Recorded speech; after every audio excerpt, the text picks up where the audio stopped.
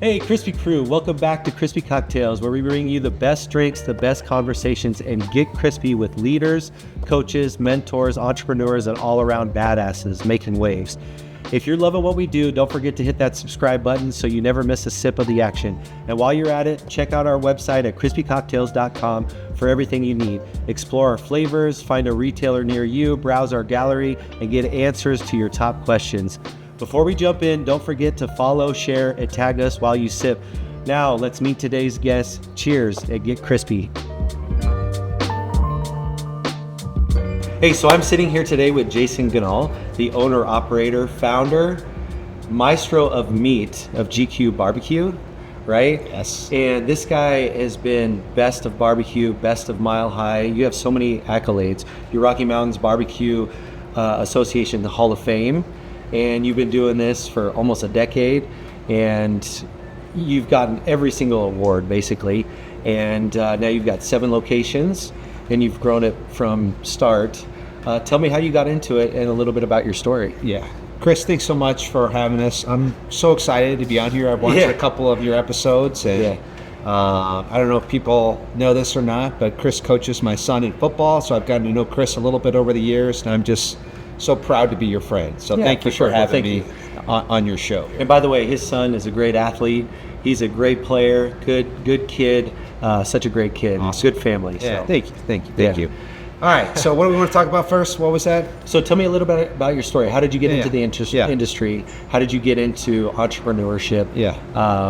And just start from the start, really. Cool. So I get asked that a lot. And I always say I've got a 2-minute, a 10-minute, and a 20-minute version. So I'll give you like the 2-minute crash course. Yeah. And then we can talk more about it, or we can go on and talk about other things. Sound good? Yeah. All right. So I grew up in St. Louis, Missouri. Grew up playing sports. I love meat. I love smoked meat. What I loved about smoked meat is you get that taste of hickory or pecan or oak into the meat that you don't get by cooking in the oven or cooking in a skillet. So I've always just gravitated to barbecue. I think it tastes awesome. So I moved from Missouri to California for work about 18 years ago. Found a place out there that scratched the barbecue itch for me. I eat barbecue a lot, multiple times a week.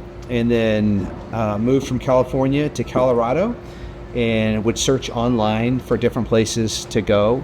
And I stumbled across this group called the Kansas City Barbecue Society. And they put on professional barbecue contests all across the country. And they had one that was going on in Dillon, Colorado, and I was intrigued.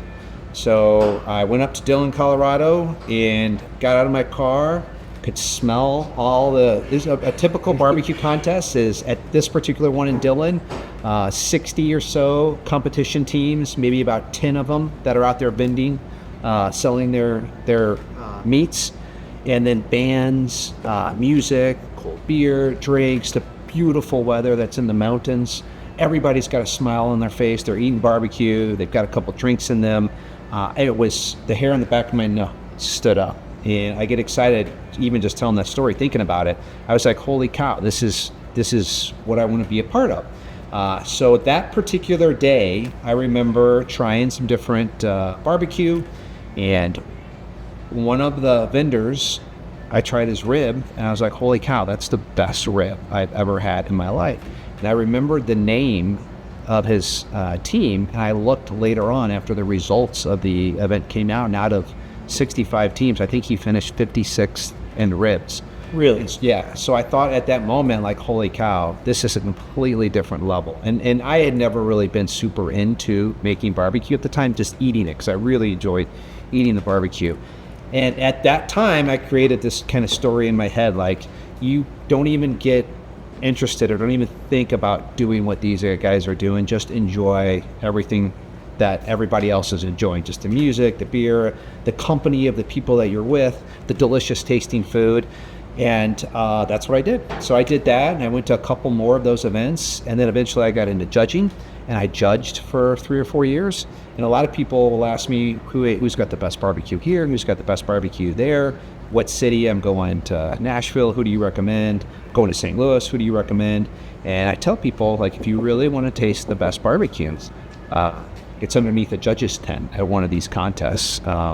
Restaurants do make, and there's a lot of really good restaurants making really good barbecue now. But for a long time, it was kind of inconsistent. You go to a restaurant, it was really good. You go back to it, and it might not be as good as the first time. Whereas in the judge's tent, these competition cooks are making barbecue for just one bite to blow your socks off. And there's really good barbecue, but there's also the person who their friends say, hey, you need to get into a barbecue contest, and then they get into it. It's probably don't belong there.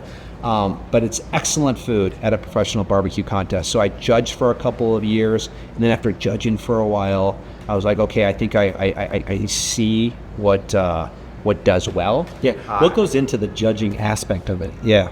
In terms of what are you judging? It's the meat, it's the sauce, and how would you rate it the best? Yeah. So it's appearance, taste, and texture. Those are the 3 categories, and they're each weighted differently.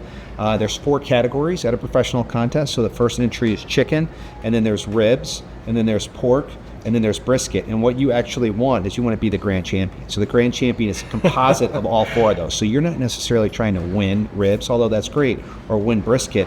You want to be number 1 out of all 4 of those when they get averaged out. And that's the grand champion. So you're better off getting top 10 in all 4 and maybe not winning one, and you're setting yourself up nicely to be the grand champion. Grand champion. That's what everybody remembers, not who won brisket or who won pork, but they remember who the grand champion was. Okay. That was always my goal. Yeah. So then you're judging all of these contests, and you're getting into it, and then you're trying all the different meats, and you're going through it, so you're getting all the education, you're meeting all these people, and you just can't come out of it and basically know exactly what you want to do, exactly how you want to make it, exactly what the customers want, exactly what the best is. I didn't have customers at that time. I'm just competing in these barbecue contests. So I'm trying to win the favor of the judges. Gotcha. I'm trying to get the judges to get, and it's all blind. You don't know whose meat you're eating, which I appreciate because there's no favoritism to a certain name or the size of a setup. It's a blind box, and there's just a number on there, and the judges write their score down. So I did that for a while, and then did really well, and then get invited to go to these invitational events where they bring in the top 20, top 30 cookers in the United States. I would go to those, and there's a lot of downtime sitting around drinking and talking, and these guys are talking about these restaurants they have and the amount of people they're serving. And I'd always heard restaurants are hard, stay out of restaurants. If you want to make $1 million in a restaurant, start with 2, and eventually you'll have $1 million, right? It's hard. Yeah. And I never thought I wanted to be in a restaurant, but just kind of being around these guys and listening to them talk about how good their restaurants were inspired me to want to open up my own. And that's what led me to opening up GQ, which in November will be 10 years old, which is crazy to me to even think about. Yeah, so you're 9.5 years in. And then you started in Colorado, right? Yep. So you started here, and how did you start your first GQ restaurant? Yeah, so at the time, I had some kids, and I had to be just close. I lived in Superior, which is up north, lived down in Lone Tree now. And there wasn't a whole lot out there, and found a landlord. And I'll tell you one funny story about that. The broker at the time said, listen, they were asking $18 a square foot, which is, we laugh about that now. Now you can't even walk in and look at it. But it was high at the time, I'm sure, 10 years ago. $18 a square foot was a little higher than it should have been. Yeah. And the broker said, like, listen, if you sign a 10-year lease, I think I can get that down to $15 a square foot. Are you able to do that? And you have to personally guarantee everything. I'm like, yeah, let's do it. I'm not excited. Let's do it. And we ended up getting it for 24 because just being a first-time person, no restaurant experience.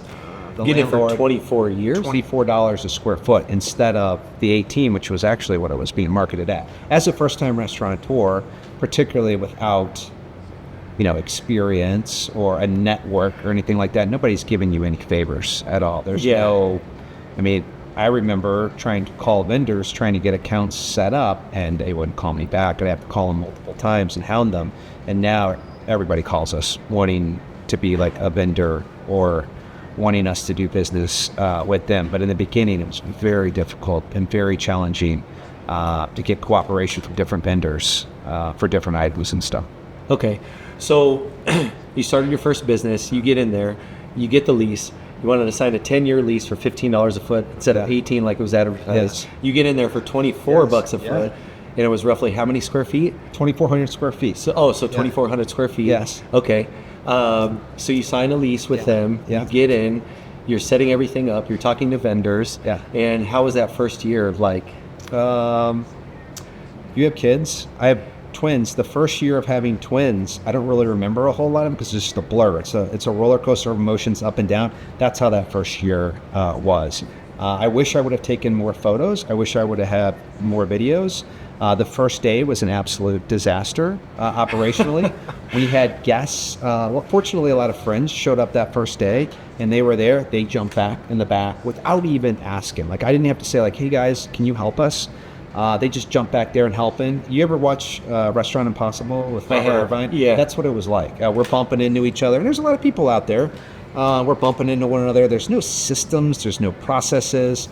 It was kind of like, let's just get in here. We think we know what we're doing, but whatever it is, we'll regroup, we'll recalibrate, and we'll make tomorrow better than today is. And that's always kind of been my mindset is we'll build the plane as we fly it. There's not a particular instruction manual. There's different people with different opinions on how things should be. But if it was easy, everybody would have these restaurants. They would open them up, and they'd all be successful. You got to just kind of figure it out as you go. And that's what we did. And how long was it until you opened up your second store? It's probably about, so that would have been 10 years ago. I think it was probably about 2018. So it was probably about 3-4 years later. We opened up down in Lone Tree, and then we opened up in Empire Field. And then we opened up in Folsom Field, and then Lakewood, and then Coors Event Center, and then Coors Field. And then in 2 weeks, knock on wood, this isn't wood, is it? Yeah. 2 weeks, hopefully we're going to open up in Thornton. And then I'm working on another one way up north too. Okay, so now you're really expanding and you're growing well and everything. What are some of the things that you did to make you so successful so you could expand so rapidly and add more stores? Well, some would say we're not rapidly expanding. 10 years is a long time. And it's really not that long when you get into it, right? Okay. And you're focused on it and you're moving forward. But I definitely didn't open that many stores in that amount of time. So kudos to you for replicating the process and keep growing. Yeah. So I would not do it if I didn't have people that I think are awesome. And we've got a really good team. I love our leadership team. How many staff members do you have now between all? Got about 150. 150 total. Our leaders are fantastic. They're all committed to what I was talking about earlier. Just, okay, it's okay. We made a mistake. There's no need to blame anybody. There's no need to get defensive. I don't need an excuse as to why it happened. Let's just figure out what went wrong. Let's diagnose the problem. And then what are we going to do differently? What are we going to learn from all of this to get better like the next time? I think they all have that mindset. They're all committed to getting a little bit better tomorrow than they are today. And as long as we keep surrounding ourselves with like-minded people like that, I think we'll continue to have success. Yeah. One of the things that we do with our company is I use the OQP method, but I say that we're only going to hire only quality people. Yeah. So we try to bring those people in and hire them for their attitudes and their work ethic and their hustlers. Right. And then we can train for skill if they don't have any experience. I love it. But I think that attitude, and we talk about this when we're coaching football, it's always about attitude and effort. Yeah. You know, if you get those two things right and you really work hard, I think that attitude and effort go a long way and can really help you be successful, because you have to lean on those 150 people, and they're depending on you to help them out and provide, you know, a successful career and good jobs and make sure that, you know, their lives are, you know, where they need to be and everything. So, and it's a lot of stress, and it takes a lot to have that many employees, and it can be very hard sometimes. And it is. It's hard at times. You said attitude and effort, right? You know, a wise man once told me, a football coach, as a matter of fact, you want to be an and player, not a but player. Yeah. You want to have good attitude and effort. Yeah, right. And not have a good attitude, but he drinks on the weekends. Right. Or, you know, he's really great with the customers, but he doesn't do the stocking, but they're kind of lazy in downtimes, but it just doesn't work out the right way, right? Yep. So yeah, you definitely want to be an and player rather than a but player. That's right. Yeah. And that goes with the employees too. So, well, it sounds like you have a really good management style, and you've certainly grown in everything. How did you set up your processes inside your business so you could expand? Yeah. So processes are important, but I have a little bit of a contrarian view. Like I see myself more as a people builder than a process builder. I look for ways like how can we build and uplift people more so than like what's the best particular process right here. Because if we got the right people and the people are getting better, they're going to tweak kind of the processes as we go. But we have standards, and then we train to the standards, and we're currently improving our training system right now to where this is ultimately the standard, and this is how we do things. If you think you have a better way, let's talk about it, and if it is, then we'll institute it. But rather than focusing on processes, which are very important, I do focus on building people over process. People, I think, are more important than the product and the process. People first. Yeah, definitely. In People everything first. we do. Yeah, for sure. One of the things that I do as well is I manage the managers and manage the people, and then I let the managers manage the other employees and stuff, and try to build a hierarchy. And because when you have so many people in your company, it's hard to have one-on-one time with everybody. And so, really trickling that down and building the right people in the right spot so they know what they need from you and what your standards are. I think that's critical to your success. Yes. Definitely. People want to do the right thing, but they got to know clearly what it is you're looking for. And if they don't know that, then that's on us. Yeah. But if they do know that, then it's on them. Yeah. Do you write down all your SOPs, your standard operating procedures and stuff? Well, do you have manuals? It's right now. I was just talking about, I just left our Westminster store, and my ops guy, we were just talking about this, how people they watch a YouTube video. Now there's a lot of barbecue stuff on YouTube, and I think there's a better way of doing it. We've got to rein that in a little bit better. We got people doing we got too many people doing their own thing. Yeah. And there's a right way, there's their way, there's my way, and then there's just the GQ way. Doesn't make it like right or wrong, but we got to have everybody doing it the exact same way. And so we, as an organization, it's our responsibility of making that as easy as possible to transfer that knowledge to those people. And then it's ultimately up to them to follow that. And we have to have managers that hold them accountable, and we have to hold our managers accountable to holding them accountable. But we've got to distill that information down so that it's digestible and it's easy to understand. And we're working on that right now. Yeah. Do you have a lot of turnover in your business? I don't think so. Well, I can tell you there's some people that when they come on board, we can know at some point during their tenure that they don't fit our values. They're not focused on the guest and the guest experience and their teammates. They're looking at themselves first, and they're worried about what's going on with them more so than those around them. And so I don't necessarily, when I hear turnover, I don't think it's a bad thing, because those aren't people that those type of people are why people don't come to GQ. They come to GQ because if something's not right, they can tell somebody about it, and we're going to fix it, and we're going to make it right for our guests. And so, if somebody doesn't align with that, we don't want to hang on to them just for the sake of hanging on them because we're worried about a turnover number. And usually, those type of people, they recognize it, and there is confrontation with management, and a lot of times they'll kind of select themselves out, recognizing this isn't the right place, and they don't even let us know. They just don't even show up for their next shift. So I think the people that we want to keep, the people that are focused on our values and are focused on the guests and are focused on their teammates more so than like them first, I think we do a really good job of retaining them. And we've had a lot of people that have come in, not a lot, we've had you can define a lot, but we have a decent amount of people that start out hourly and now they're in leadership at GQ. And the people that want to serve, and they put service before self, and they come into our organization, they do really well, and they can use GQ to improve their lives. Yeah. And they can move right on up. And that's one of the things I love about the restaurant business is you don't have to have a degree.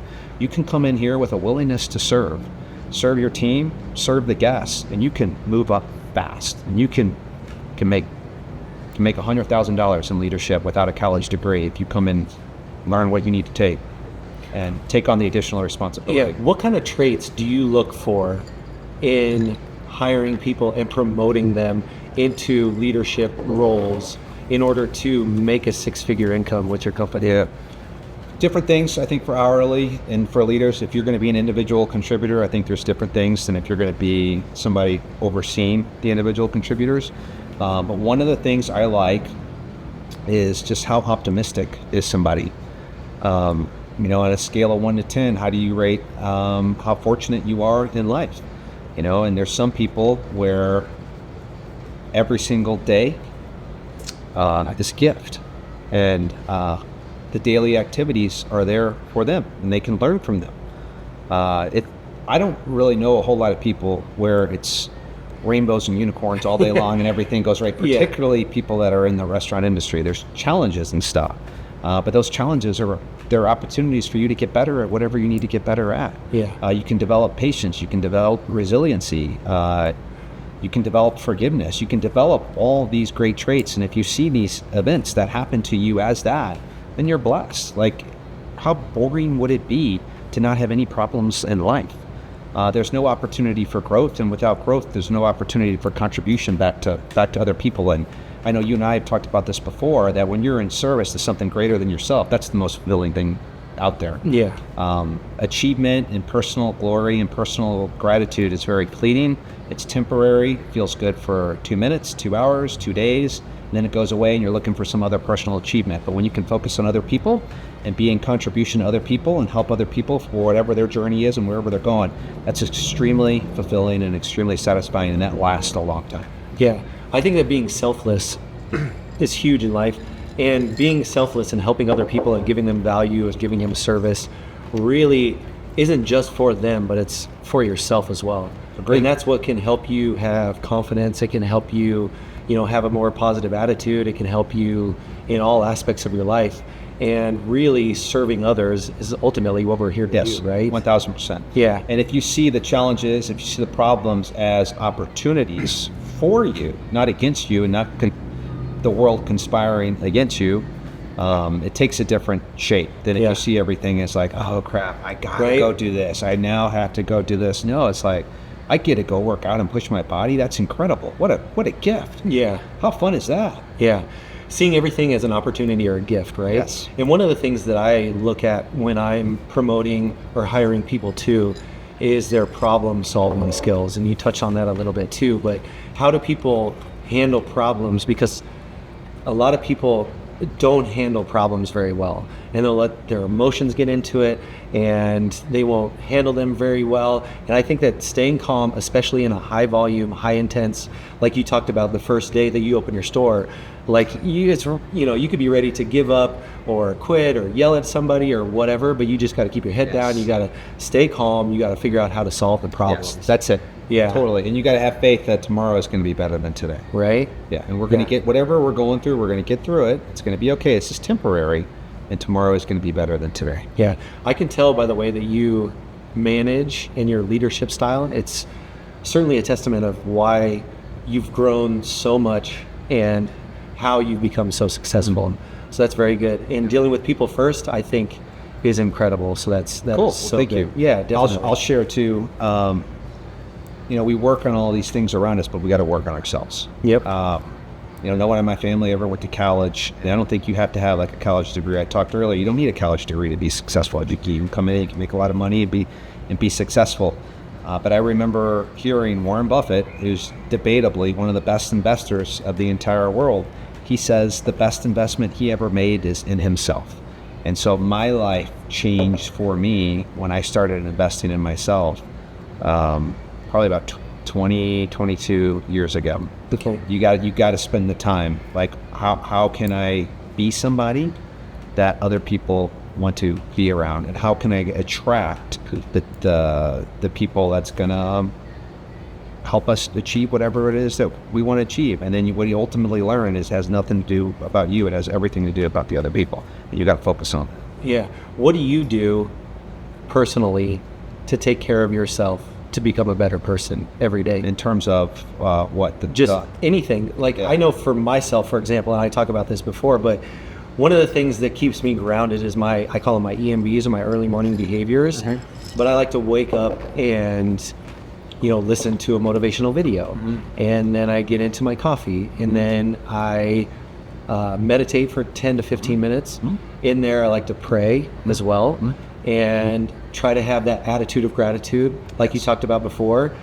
Just really lift my spirits and get things going, because I feel like if we have a powerful morning. Our attitude is kind of set in that first, 30 minutes to an hour. Yeah. So I do all of those things, and I make sure too that before I drink my coffee, I'll drink 16 to 20 ounces of water. So I get the water in, then I get to the motivational video, and then I'll pray, meditate, get the coffee. And then if I have time, I like to journal too, and I'll try to answer some questions. And inside my journal, I'll talk about, the 3 most important things that I need to do that day.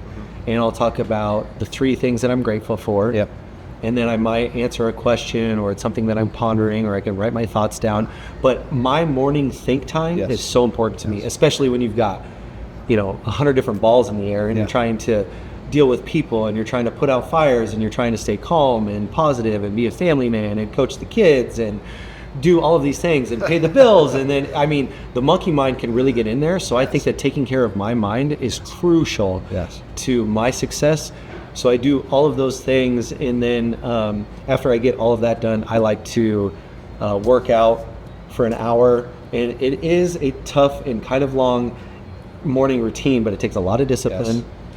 But I feel like if I don't do those things, my day will spiral in a negative direction.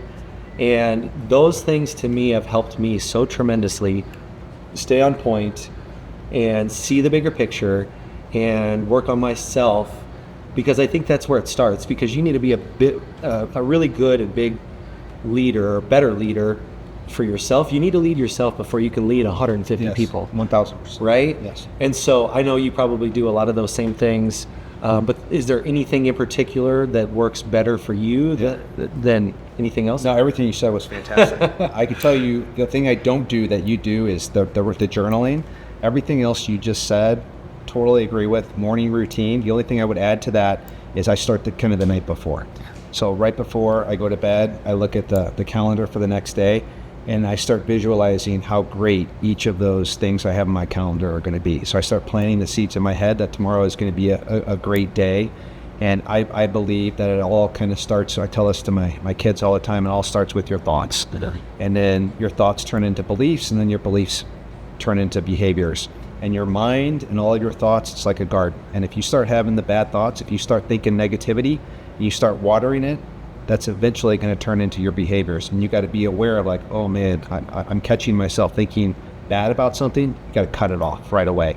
You got to think positive. You got to think about the great outcomes that are going to happen, and that leads to the good behaviors. Yeah. So, when a negative thought comes in your head, do you just let it go, or do you have an affirmation that you fall back on? Depends or what the visualization negative thought is. Yeah. I think, okay, why am I thinking that? What's going on? What's the source of that? Where's that coming from? Do I need to heal something? What's going on? So it really depends on what that thought is.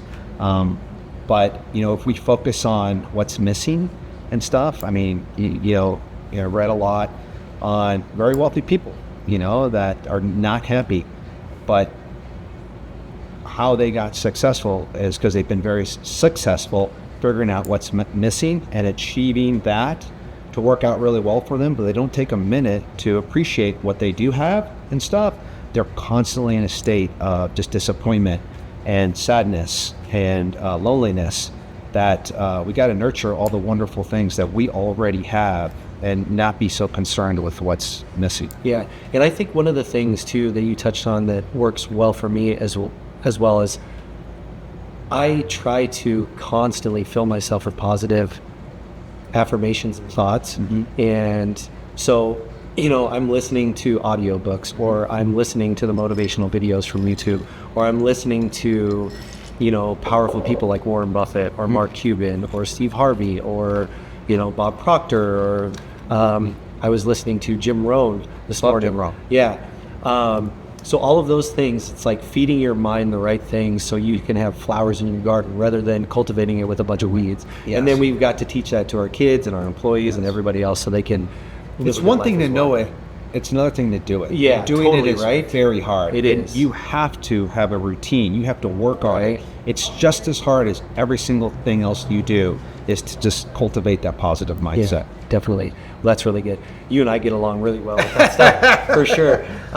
So that's good. Let's get back to business a little bit. Yeah. So I know you talked about the barbecue and all that stuff, but what is your favorite thing about being an entrepreneur? Being able to impact people. Like I thought I like to make barbecue, but what I realized doing this, that it's not about barbecue, it's about helping people.